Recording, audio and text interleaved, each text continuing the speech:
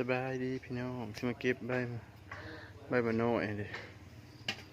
นี่ใบมะน้อยสิมาเก็บใบมะน้อยยองใบมะน้อยนางดิเห็นแบบนี้ดิเห็นมันกำลังงามพี่น้องอะดิเก็บไปยอง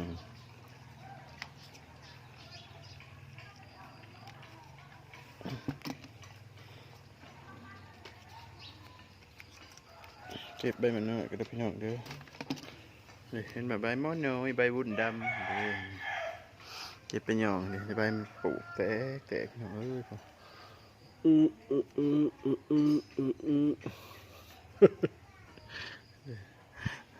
ให้บ้าได้เก็บกันนะพี่น้องเด้อเก็บกันนะพี่น้องเด้อบายเดี๋ยวกับพี่น้องให้ดูพี่น้องใบมันน้อยเด้อพี่น้องเห็นวันมันน้อยกินเขียวขัดอะไรเขียวขัดอะไรพี่น้องผมสีมือร้วนเขียวขัดเลย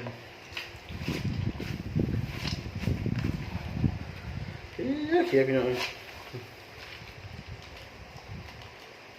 ย่องนวันหมอน้อยเขียวอึปี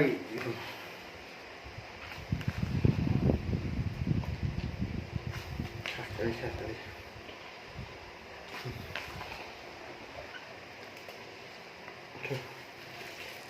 ถูกข้าวนี่ขัดเลยพี่น้องเลย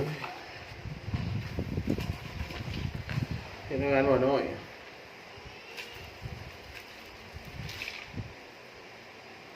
เจ้าสิกล้าปาดมันจะเฮ้ย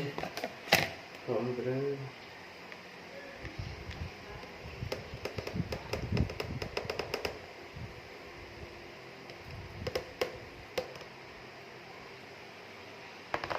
กล้าปาดเลยป่ะ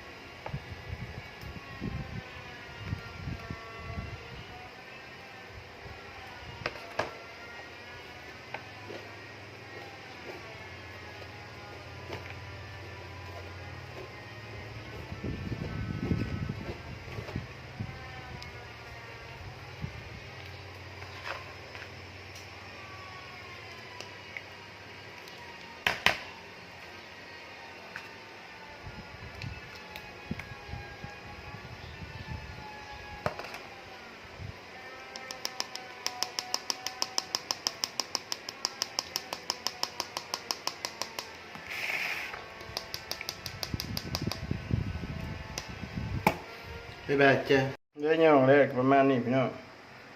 หมอน้อยเลยตอนนั้นมันจะเป็นพอดพวกนั้นพวกปวกลายพวกนั้นหมอน้อยก็ตายโดดเลยเรียบร้อย